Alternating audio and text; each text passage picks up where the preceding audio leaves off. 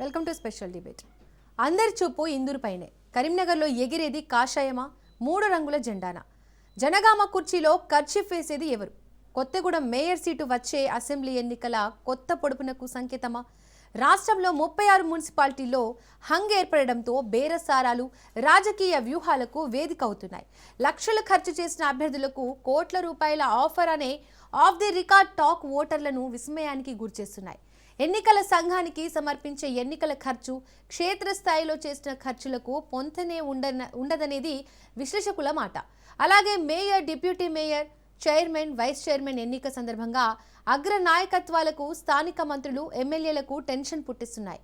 కార్పొరేటర్లు, కౌన్సిలర్లు గెలిచిన గుర్తుకు సై అంటారా, లేదంటే అంతా గెలిచింది మా కష్టంపై ఓటేసే విషయం అంతా మా ఇష్టం అంటారా అనేది 16వ తేదీన తెలియనుంది. ఒప్పందాలు ఎలా ఉన్నా, బుజ్జగింపులు ఎలా ఉన్నా చివరి క్షణంలో ఓటు ఎటువైపు మళ్లుతుంది అనేది కీలకం. ఓటుతో నేతల తలరాత మార్చారు స్థానిక ఓటర్లు. ఓడిన అభ్యర్థులు లక్కీ ఛాన్స్ మిస్ అయ్యామనే భావనలో ఉన్నారు. గెలిచిన వాళ్ళు లాభం ఎంతో చూసుకుంటున్నారు. దీంతో హంగ్ వచ్చిన మున్సిపాలిటీలు, కార్పొరేషన్లలో బేరసారాలు లైఫ్ సెటిల్ చేసేలా ఉన్నాయనే టాక్ వినిపిస్తోంది. గెయిన్ ఎటు అంటే ఉంటే అటే ఎడ్జ్ ఉండేలా చూసుకుంటున్నామనేది టాక్ వస్తోంది. క్యాంపు రాజకీయాలు, పార్టీల నుంచి వస్తున్న కబూర్లు, బేరసారాలు టాక్ ఆఫ్ ది టౌన్ మాత్రమే కాదు, hot topic of the state ఇష్యూగా మారుతున్నాయి.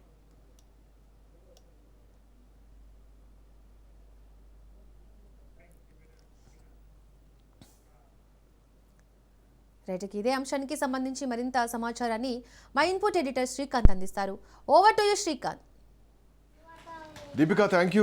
Good afternoon. సో మొత్తానికి మున్సిపల్ ఎన్నికల పోరు అయిపోయింది.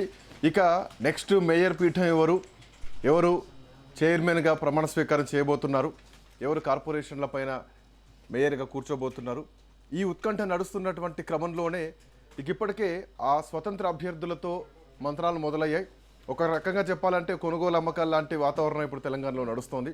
రాత్రి నుంచే కొంతమందిని క్యాంపులకు తరలించడం. సో మరీ ముఖ్యంగా బీఆర్ఎస్ పార్టీ ఎక్కడైతే కార్పొరేషన్ గెలుచుకున్నటువంటి స్థానాలన్నాయో, అంటే మ్యాజిక్ ఫిగర్కి దగ్గరగా ఉన్నటువంటి ప్రాంతాలన్నాయో, మున్సిపాలిటీస్ ఉన్నాయో, అట్లాంటి ప్లేసెస్లో స్వతంత్రుల పైన ఇప్పటికే వాళ్ళతో మాట్లాడాలు, మంతనాలు ఇప్పటికే మొదలైపోయాయి. జనగాం లాంటి మున్సిపాలిటీల్లో అయితే ఏకంగా గొడవలైనటువంటి సందర్భాలు కూడా వచ్చాయి. ఈవెన్ వర్ధనపేటలో కూడా అట్లాంటి పరిస్థితి వచ్చింది. ఓవరాల్గా 116 మున్సిపాలిటీల్లో 2582 వార్డులకు జరిగినటువంటి ఎన్నికల్లో కాంగ్రెస్ పార్టీ 1347 వార్డులు సాధించింది. అట్ ద సేమ్ టైం 116 మున్సిపాలిటీలకు గాను కాంగ్రెస్ పార్టీ విజయకేతనం ఎగిరేసింది. 64 మున్సిపాలిటీల్లో కాంగ్రెస్ పార్టీ పాగా వేసింది. సో ఆ తర్వాత బీఆర్ఎస్ పార్టీ కూడా ఆల్మోస్ట్ 700 పైచిలకు స్థానాలను గెలుచుకుంది. సో కాంగ్రెస్ పార్టీకి ధీటుగానే వచ్చిందని చెప్పాలి. కార్పొరేషన్లు గెలుచుకోలేకపోయినా కానీ చాలా మున్సిపాలిటీలను మాత్రం బీఆర్ఎస్ పార్టీ గెలుచుకుంది. బీజేపీ కూడా ఆల్మోస్ట్ 260 పైచిలకు స్థానాల్లో విజయం సాధించింది. బీజేపీకి ఈక్వల్గా ధీటుగా 250 పైచిలకు స్థానాల్లో వార్డుల్లో ఇండిపెండెంట్ అభ్యర్థులు గెలవడం జరిగింది. అయితే ఇంకా కొంత హంగ్ వాతావరణం అయితే స్టిల్ నడుస్తోంది, ఒక ఉత్కంఠ వాతావరణం అయితే నడుస్తోంది.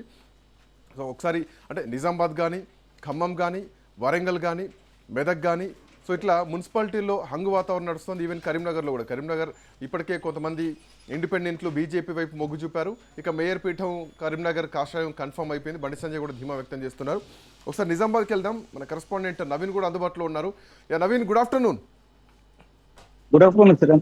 సో ఆల్మోస్ట్ మ్యాజిక్ ఫిగర్ దగ్గరగా ఉన్నారు. గతంలో బీజేపీ ఏదైతే ఫేస్ చేసిందో సేమ్ మళ్ళీ అట్లాంటి సీనే రిపీట్ అవుతోంది. కాంగ్రెస్ పార్టీ కొంత ఎక్కువ పుంజుకుంది ఈసారి. గతంతో పోలిస్తే బీజేపీ 28 స్థానాలతో పాటు కాంగ్రెస్ పార్టీ కూడా ఆల్మోస్ట్ 15 స్థానాలతో, గతంలో 2 ఉంటే ఈసారి 15 వచ్చింది. So BRS party vote bank మొత్తం కూడా కాంగ్రెస్ పార్టీకి టర్న్ అయింది, స్పష్టంగా కనిపిస్తుంది. ఎట్లా చూడొచ్చు మేయర్ పీఠం ఈసారి నిజామాబాద్లో ఎట్లాంటి ఉత్కంఠ కనిపిస్తోంది? ఏమేం ఈక్వేషన్స్ మనం ఇక్కడ పరిగణలోకి తీసుకోవచ్చు నవీన్? Good afternoon Srikanth. ప్రధానంగా నిజామాబాద్ మేయర్ అభ్యర్థి ఎవరన్న దానిపై నిజామాబాద్ లో తీవ్ర ఉత్కంఠ ఎదుర్కొన్న పరిస్థితి ఏర్పడుతుంది. ఎందుకంటే మీ ఇప్పుడు వచ్చిన ఫలితాల్లో భాగంగా ఎవరికి మ్యాజిక్ ఫిగర్ రావడంతో అసలు ఎవరు నిజామాబాద్ మేయర్ పీఠాన్ని దక్కించుకోవడం, ఎవరు కార్పొరేషన్ కైవసం చూసుకుంటారు అందరిపై ఇక్కడ ఉన్న ప్రజలు కూడా ఎంతో ఆసక్తికరంగా చూస్తున్న పరిస్థితి మాత్రం ఉందని చెప్పచ్చు.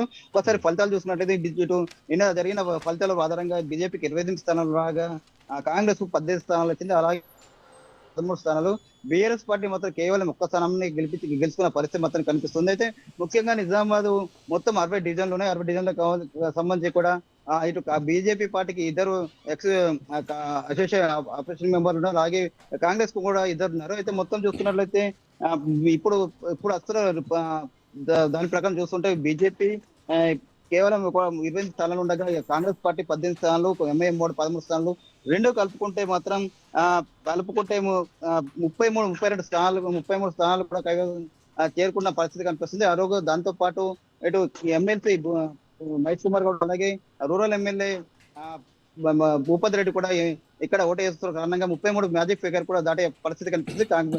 మరోవైపు చూసుకున్నట్లయితే బీజేపీ చూసుకున్నట్లయితే బీజేపీ 28 స్థానాలని, ఇక్కడ ఎంపీతో పాటు అర్బన్ ఎమ్మెల్యే ధన్పాల్ సూర్యనారాయణ గుప్తా కూడా ఓటు ఇయ్యన్నారు. దీంతో అక్కడ కేవలం 28, 22 కలిపితే 30 స్థానాలు, 30 మాత్రమే ఫిగర్ ఉన్న పరిస్థితి మాత్రం కనిపిస్తుంది శ్రీకాంత్.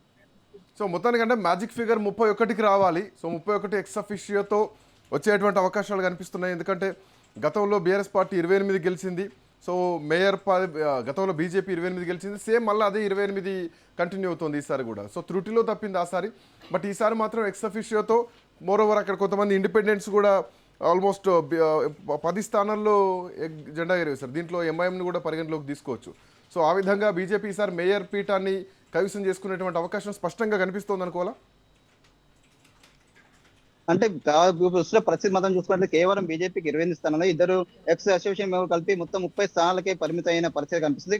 కాంగ్రెస్ మాత్రం కాంగ్రెస్ కు 18 స్థానాలతో పాటు ఎంఐఎం 13 స్థానాలని మొత్తం కలుపుకుంటే 31 స్థానాలని, ఎక్స్ అఫిషియల్ కలిపి 33 స్థానాల పరిస్థితి, 33 ఫిగర్ దాటే పరిస్థితి కనిపిస్తుంది. దాంతో పాటు ఇప్పుడున్న అధ్యయన సమాచారం ప్రకారం ఉన్నటువంటి బీఆర్ఎస్ పార్టీకి చెందినటువంటి ఒకే ఒక అభ్యర్థి కూడా కాంగ్రెస్ పార్టీ కూడా లక్కున్నా అని చెప్పి కూడా సమాచారం ఉంటుంది. ఇది నిజమైతే మాత్రం ఖచ్చితంగా నిజామాబాద్ కార్పొరేషన్ లో కాంగ్రెస్ భాగవేతం వేయడం మాత్రం పక్కా అనిపిస్తుంది అనే పరిస్థితి మాత్రం కనిపిస్తుంది.